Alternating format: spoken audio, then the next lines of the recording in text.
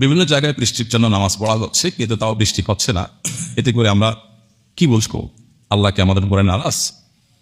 দেখো, বৃষ্টি প্রার্থনা করার যে সালাত, সেই সালাতকে বলা হয় সালাতুল ইস্তিসকা।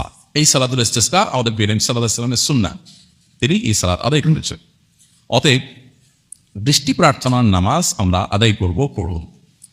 বৃষ্টি আসুক অথবা না আসুক, আমরা আল্লাহর কাছে দোয়া করব, আল্লাহ আমার দোয়া বাহ্যিক দৃষ্টিতে কবুল করুন অথবা না করুন। কেন? একটা জিনিস চেয়ে যদি নাই পাই তাহলে চাইবো কেন?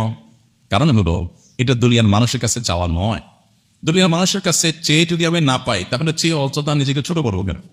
এটা দুনিয়ার মানুষের হিসাব। আর আল্লাহর হিসাব কি? আল্লাহর কাছে যে আমি চাইলাম, এই চাওয়াটাই একটা ইবাদত।